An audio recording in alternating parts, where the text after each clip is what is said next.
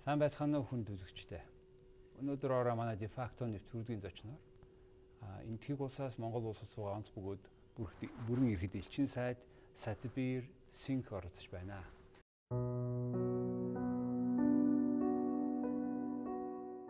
Энэтхэг улсаас Монгол улсад суугаа онц бөгөөд бүрэн эрхт элчин сайд Сатбир Сингх 2010 оны 5 дугаар сарын 24-өөс хойш Монгол улс дахь бүгд найрамдах Энэтхэг улсын элчин сайдаар ажиллаж байна.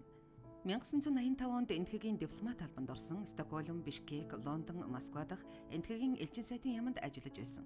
Энэтхэгийн үндэсний батлан хамгаалах коллежийг төгссөн, Орос, англи хэлтэй, эхнэр нэг охинтой. Good evening, Ambassador. Good evening. Welcome to the de facto, and I know you have been called like ambassador to cold countries. Why? Thank you very much. That's very nice of you to have me here, and I'm in the coldest capital of the world. Okay. That also is a rare privilege. It's called because I have really served in countries where summers are very short. I did my 3 stints in Moscow, Stockholm, London, and Kyrgyzstan, and now I am in Mongolia. So if you look onto the geographical map, these are all countries which experience cold snowfall. That's what they call me, that I have served only in cold countries. And plus you love so much not only the whole cold country, you got married to a Russian lady, got daughter, and it means very deep love. Thank you very much. That's correct. That's correct. It's very interesting that when I joined the diplomatic service, there was tremendous social pressure on me to marry. But as a bachelor, I came to Moscow. And when I was serving in Moscow, there were very few proposals coming for marriage. So I fell in love with a Russian girl and married her. She's a wonderful person. I mean, that sense is a cross culture. But I must mention which I inherited from my family parents. When I was a child, I was taught to do horse riding because we have horses at our home. And I was extremely delighted when I was posted to Mongolia, because this is the country which has one of the very fine breed of horses. Very good stallion you have it for mountain climbing. And what my parents gave me, I could really give it to my daughter, because she learned the horse riding in Mongolia actually. So how's your, in general, horse riding of you in Mongolia? It's very good, because thanks to the horses of Bold family, this is Bold Huyag and Du Bold. They are the one who are friend of mine, and Bold Huyag in particular said that you can use their horses. So I do visit.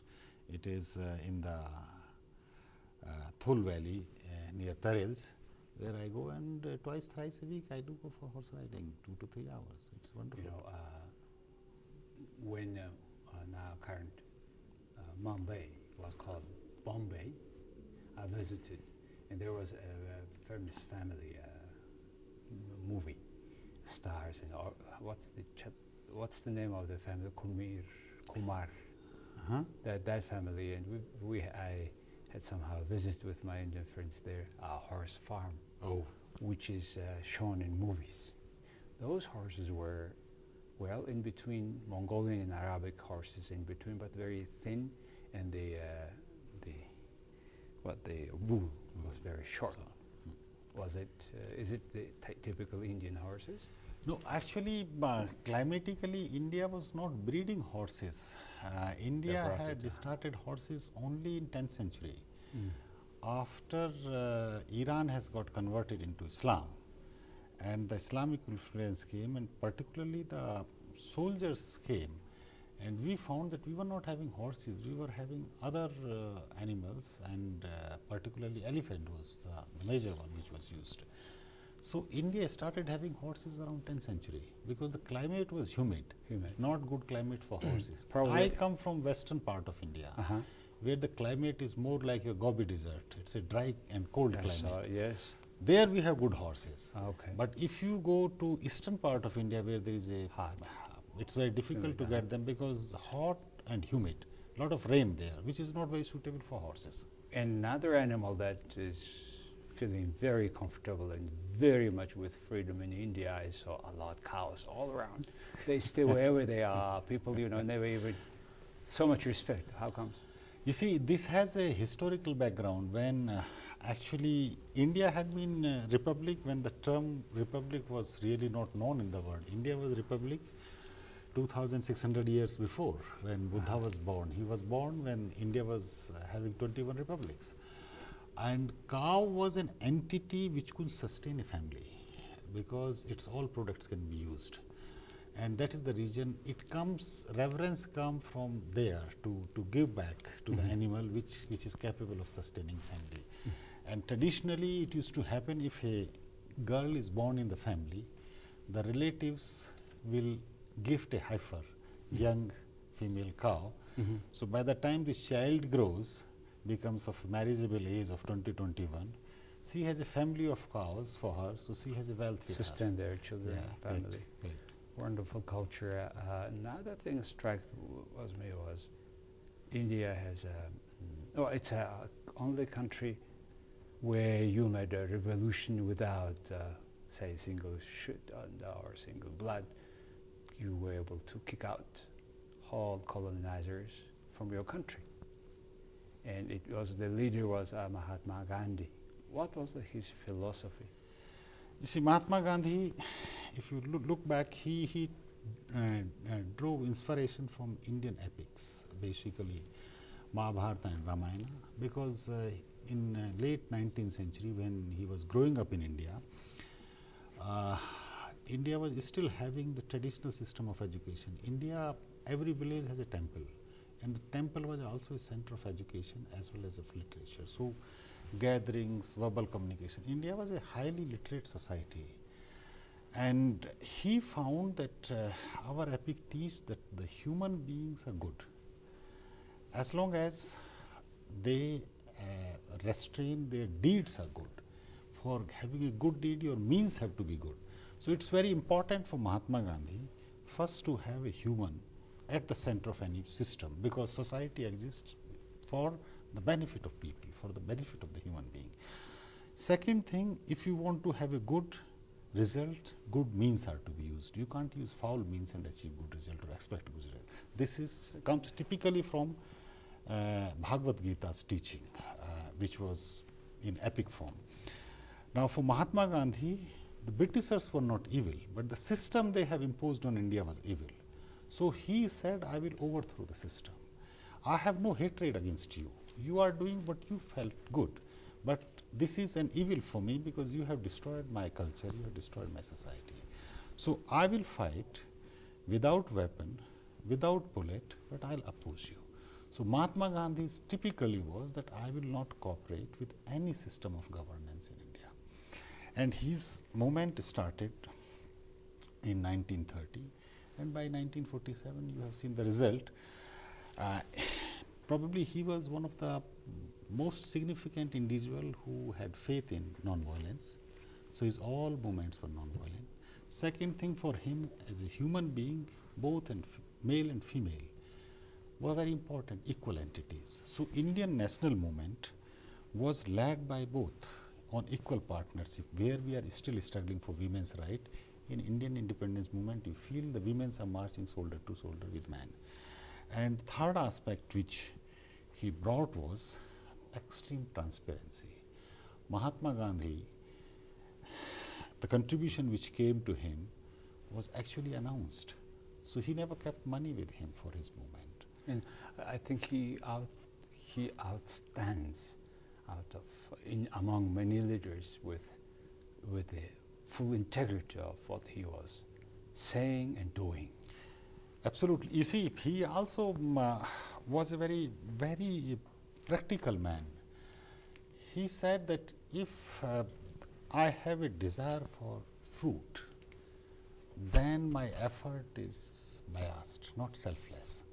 Independence for my society, I am looking, that's not fruit for me, that's for society. So, I will not hold any political power. So, Mahatma Gandhi led the national movement for almost 30 years, and when actually independence came, he said, I am not part of it. You form political parties, take political power. So, he was true. I said I'll with work for whatever he said. Correct. And I said I'll be out of it. they must, I think, the wing expression of him staying or should stay with us is be the change you want to see. That's right. That's a you know, we have a street of Mahatma Gandhi, monument to this great man, and which the name brings me to another very interesting person I have met in my life. In India, I had a chance to be a guest at home of Rajiv Gandhi, who is a son, one of two sons of Indira Gandhi. Unfortunately, both were killed by their bodyguards. And the name Gandhi, how does it come from? Please tell us. You see, it's very interesting. It's very interesting because Indira Gandhi lost her mother at a very young age when she was a child. She was actually 13 years when she lost her mother. Her father, Jawaharlal Nehru, was in jails and she was in boarding school. She fell in love with a boy who was not from her caste. She was a Brahmin, born of daughter of Pandit Jawaharlal Nehru. The boy she fell in love was a Parsi, coming from his origins coming from Iran, Persia, when they were persecuted. When they were persecuted after the Muslim invasion there, they left and took shelter in India, and they are part and parcel of Indian society. Now you have Feroz and Indira, one Brahmin, one Parsi, not only intercaste, but it was interreligious marriage.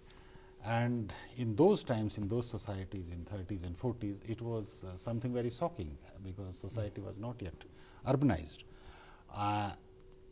When this issue was brought to the attention of Mahatma Gandhi, because Indira Gandhi, whenever she was in India, she will spend time in the Mahatma Gandhi's ashram. She used to do the selfless service for children, for people. She used to work there. And when Mahatma Gandhi came to know that this girl has fell in love with a boy, but this is the problem, he called both of them and asked, do you really love each other? Of course, these youngsters confessed their love. He said, all right, then I give you a solution, take my name. Ah, that's why. So, boy became Feroz Gandhi and Nehru became Indira Gandhi. It was not only name, but also that leadership. Yes, somehow was given to. And since he has blessed, Nehru really did not oppose and agreed for the marriage. Ambassador, I want to talk tonight with you about what does it take in your state government to be an ambassador. I mean, how do you have some connections? How does public service select their people? Please tell us about that. You see, we are a very diversified country. We are multi-ethnic, multilingual, multi-religious, huge population. Now, to have a system of governance which is respected, which gives a sense of security for the people who work there, whose authority is really respected, there were two principal and fundamental decisions which were enshrined in our constitution in 1950. One was that we will have an autonomous institution called the Union Public Service Commission, which will recruit the so-called bureaucrats or the people, those who are in the state services. So, it's a commission of 9 members which are basically non-political. For their qualification to public service are selected, and this commission of 9 members then recruits all the civil servants in India, which are around 1,000 a year it recruits. So, you have around 3,000 to 4,000 civil servants. Out of this very small component comes of diplomats. When I joined the civil services, my intake was only 12 people. Let me just give you background. It has a 3-stage examination. I apply for this. There are around 400,000 applications. I am just given a number, and then it is a computer sheet which evaluates my performance, the preliminary. Which year was it? This was in 1984. 84. Yes. So with the computer. Yeah. Then out of 400,000, it filters out. Yes. And around 4,000 candidates are permitted to take the written examination. This is a second round of This is the second round of it, where you are supposed to give a descriptive answer, but only my roll number is there, nothing else is there. And then this is examined against the options I have given. Say, I was a student of history and political science, So these were the two areas I have selected. So you can select whatever you feel.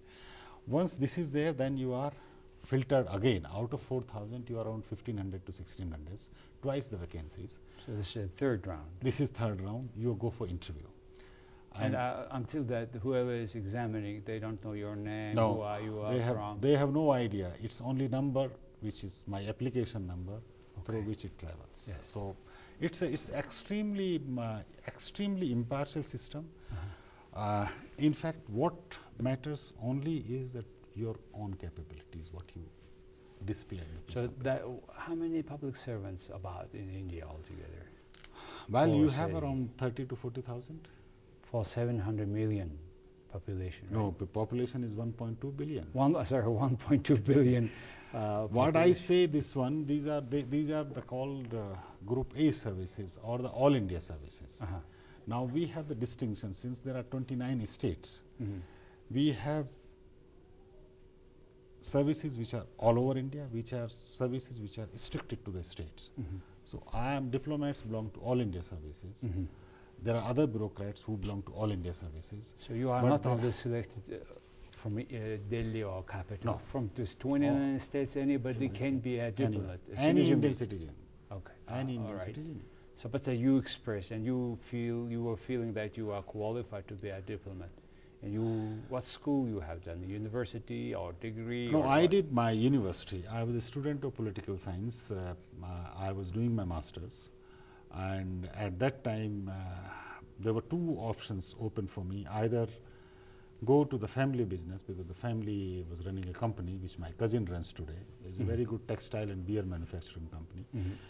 So either I go into that line and go for MBA, or I take to other vocation I wanted. And at that juncture, one of my professors said that, look Satbir, I have observed you now almost 5 years on the campus.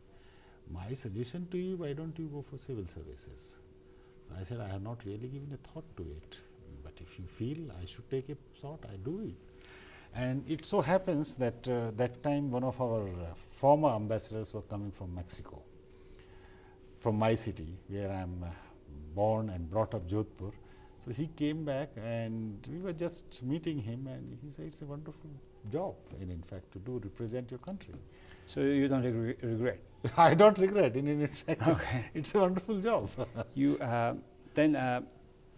let's talk about a bit about your career in other countries. You have been in Afghanistan, Sweden, right, and Russia. Yes. And how long you have spent in Russia, and what was the historic events that happened during your stay there? You see, I must say that we have very special relationship with Russia for historic reasons. After India's independence, since we came out of a colony, there was a restrictive trade regime against India. So India has to develop its metallurgical industry. We couldn't import technology because there was a restriction on supply of technology to us.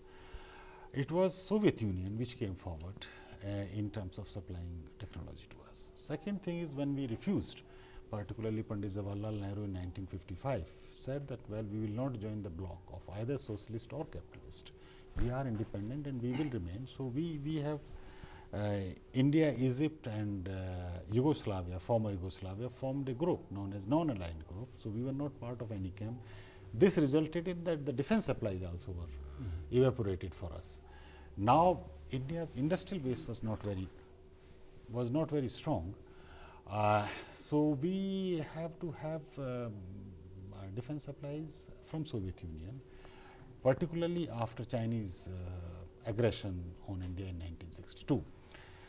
And today 70% of India's defense equipment is actually of Russian origin or Soviet origin. I'll put it this way. Does it mean that the renewable of those park is wise to co-op to purchase more weapons from Russia? No, the relationship has actually transformed very much. It is no longer of a supplier and recipient. It is joint production now.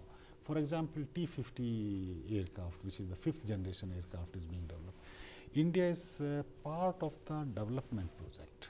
So Russian forces will receive single-seater. Indian forces will receive single and double seater, both according to their requirement, both for Air Force and Navy. So it is not buying alone. Similarly, the missile, BrahMos missile. BrahMos is actually two rivers name, Brahmaputra from India and Moskva from Russia. I see. So BrahMos is a missile. It is a supersonic missile which goes on 2.5 Mach is the speed for this missile. It is a joint production. Joint production. Basically, it is produced in India. So do you only buy from Russia? We do buy, but we buy from others also now, because what had happened that after the collapse of Soviet Union, the geopolitical scene very dramatically changed. Yes. Ideology has gone away. Yes. What was left for was basically the capacity to pay, and as long as you are not in violation of internationalism. India's economy and society, highly integrated society. We have around 35 million people of Indian origin Yes. in 100 countries all over the world. Yes. And so is our economy. Our economy was never state run, it's a private run economy, it's a capitalist system.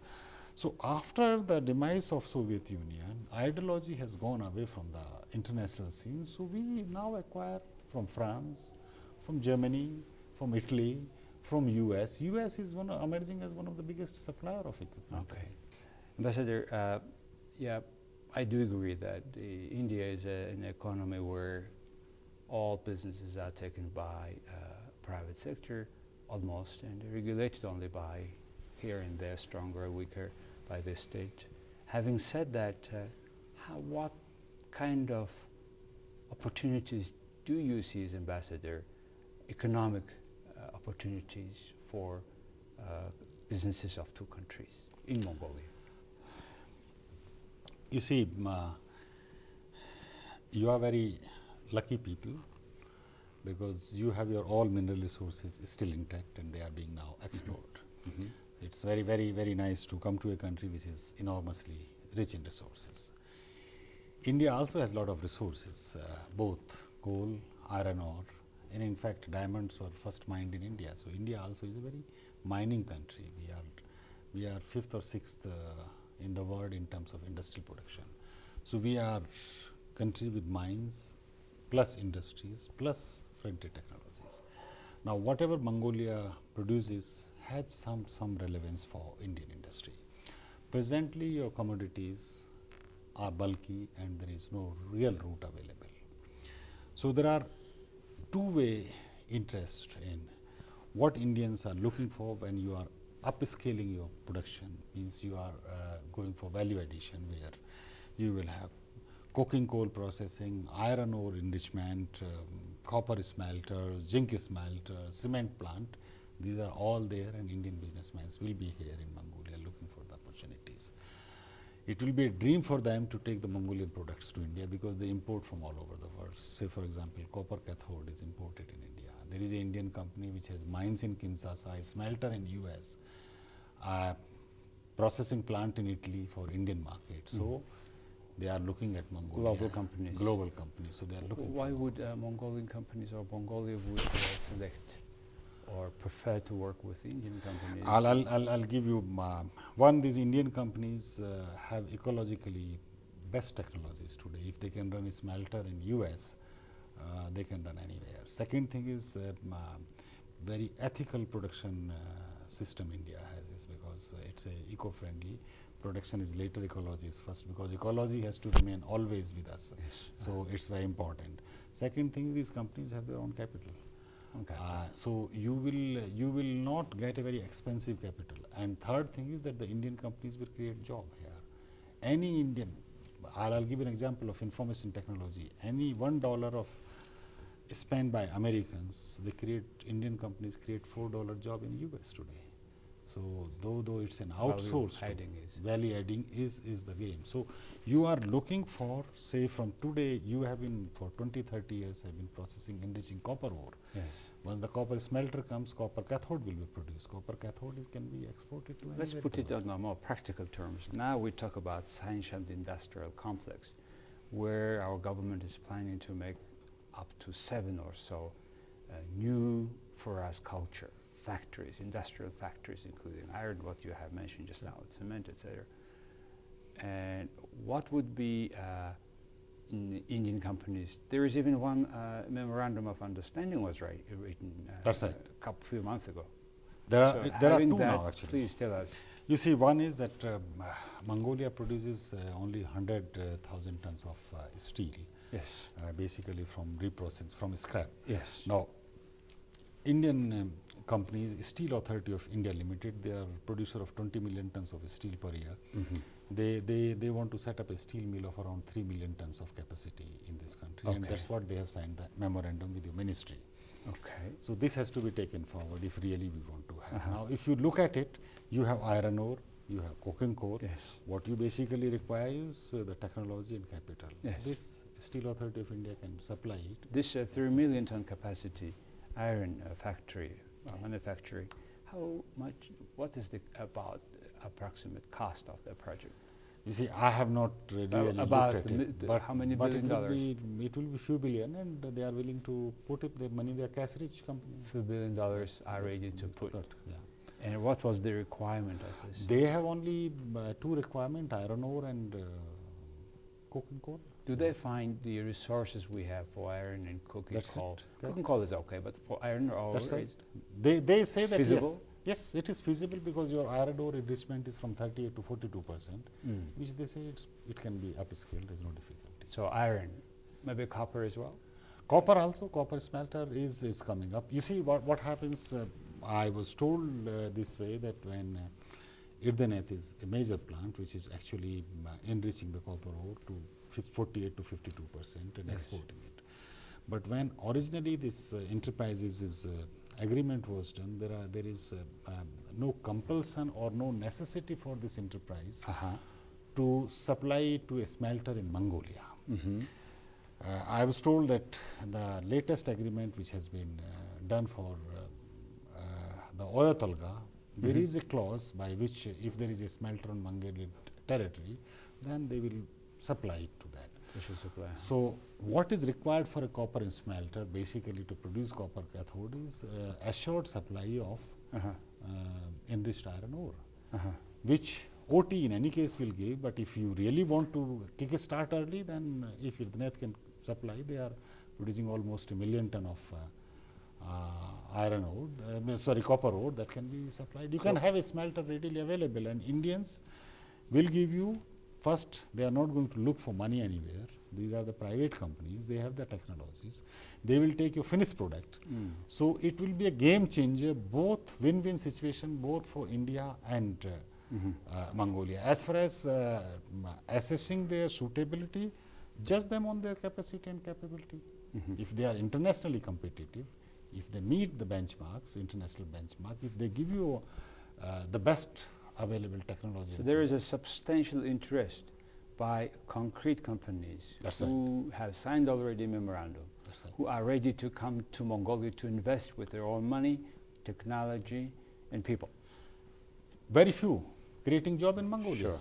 Sure. Because they have the facilities. On the other hand, just personally, do you think that if Mongolia is ready to have, do we have enough manpower to use this factory? If 7 of them will be, say, within the next 10 years in Sanshan, each will take several hundred, several thousand workers. You see, I'll put it this way. Given the modern processing facilities, in my opinion, Mongolia has capacity. Because you are basically looking on trained engineers. So what you require is to train the people into particular stream. Mongolian people are extremely versatile, capable people. So then we consume domestically whatever we need. The rest, the residual, is ready to be taken to India. India and other way. Anyway. Like say for cement, in Siberia cement is deficit. Yes. So you will be a net exporter of cement to Siberia then in fact. Okay, Ambassador, I also would like to ask you about SME, small medium enterprises, role in Indian economy. I have traveled all around India, visited several cities, and I saw incredible amount of SMEs. It looks like the backbone of the economy is these people, and they're working very successful. What is the conditions of that successful operation of SMEs, to your opinion? You see, given the diversity and number of people in India, the state came to the conclusion that it cannot regulate all the economic activities. So we came up with our industrial policy in 1956, where we created a category of what we call the small and medium enterprises today. This category had only two provisions. One, that it must have a capital invested, then in 60s not more than $500,000, equivalent in Indian rupees, and should not employ more than 10 people. Thereafter, it does not need anything. It does not need state registration at all. So there is no state registration, there is no state regulation, there is no checkup. What bounds them for quality is where they can sell it. So the consumer controls their quality, not the state controls their quality or regulates the quality. And over a time, this is the industry which actually till today is 40% of our export. Total jewelry sector, total consumer goods, detergent, soap, pastes, textile, all comes from there. Shoe and leather manufacturing, clothes, apparel, this all comes from SMEs. So those SMEs, then they have not much relations with the government. They don't pay taxes. No, nothing. Nothing. Nothing is paid, because you see what they are doing it that they are rendering a service to society in terms of employing 8 to 10 people and then creating feeder jobs for raw material. So their overall benefit to society is much bigger than taxing them. So does it mean that you also don't provide special discounted loan, etc., the government? No, government doesn't provide, but bank do provide. Okay. Bank do provide against the collateral, so it's a commercial deal so for bank. Very interesting component. Why I'm saying, repeating that is 80% of Mongolian enterprises are into that category. Under the 9-person employee, and less than, of course, less than $500,000 easily at turnover. And those companies can do just the register, full stop, and they work. Register and work, no tax, nothing. Nothing, absolutely. They have to just the quality. How about the condition of the labor if they will hire? Who will make sure that they meet proper conditions? Well, India is a free market in the labor. If the labor doesn't like the conditions in which he is working, he can move out, and that's what the conditions have improved there. I see. Actually, now to competition make them that conditions, and a consumer controls the quality. That's right. That's a very interesting concept. You were talking about the soap. Yes, that's right. As you know, I don't see much that soap in Mongolia. I can say that detergents and soaps, which is the necessity of every citizen, and Mongolia has local raw material, and any enterprise in Mongolia can produce it and consume it. So that's what had happened in India actually. That's what had happened. That we had multinationals. We have Unilever in India. We have Johnson & Johnson. More and more products are needed in the market because the penetration of information and communication technology into the processing industry is very high today. If you want to set up a beer plant, you need an IT model, how this plant has to be operated. So Indian companies today are giving products, particularly in banking and finances sector. One of the companies located in India actually has, it is called Oracle Financial Services. It is today owned by an American entity, but located still in Bangalore, and there is substantial Indian shareholding in it. This company provides to round-the-clock 24-hour backup for the banks from 140 countries. Some of the select banks who have bank operating system of computers. Systems. Suppose it is operating in US. It has a parallel data available in Bangalore, and this data is made available round the clock. So you are operating ATMs, you are operating credit card transaction, you are operating airlines banking, on-net banking transaction. Most global businesses. And it has, when I visited, I was quite surprised that from all the 6 continents, they have different time zones and people are working there and maintaining this and giving the backup services. So banks feel confident to keep the data there in Bangalore, and it is round the clock provided. So ATM will not suffer, airlines internet site will not suffer. the business transactions are done. We have asked them to look up at Mongolia because their services were initially also availed of banks in Russia. And they have had a visit. Let us see if they succeed here. They have visited Mongolia. They have visited Mongolia. Their CEO was there 2 months back here. I see. So there is IT possible. Another sector we can work together. Absolutely. Ambassador, how do you see relations of two countries, say, 10 years from now, by 2020, 22? Well, we have very historical relations, and as both Mongolia as the fastest economy of the world and India is also growing, I see a very bright future. I see a bright future for simple reason that these are two open societies where the people, where they find niche, they interact.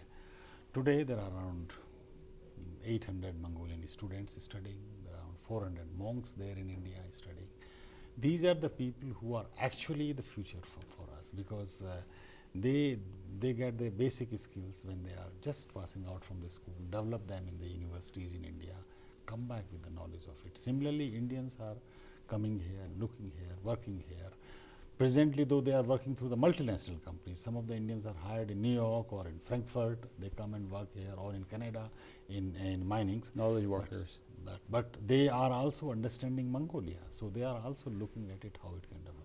So I look a very, very bright future for Mongolia, India, in terms of that when you become process up for your own minerals, Indians are going to be there for simple reason that they will give you the most competitive systems for processing. Whether you industry you take it, mining you take it, or information technology you take it. Similarly, Indian market is a very open market. So it is not only that Indians will come and produce, but this also will be consumed in India. So you will get an alternate available markets. It will not be only in China or in your neighbor in Russia, but it will be beyond these two countries, and it will be giving the real value, international value to your Mongolian product. So in that sense, it's a win-win situation for both the countries, because you will get real international prices for your products, and India will get the best quality product for it, because it is processed by them here. So I see a very, very, very bright future. Today, the biggest hindrance is the communication, the direct communication between Delhi and Ulaanbaatar. Yes. I am hopeful that it will come through, because once I see Indian airlines or airlines registered in India are not operating because Indians are very less here. I think so it will become more viable for Mongolian entities to operate, because Mongolians do travel to India. And Mongolians, once they visit, they repeat visits we also see. Great. My last question about the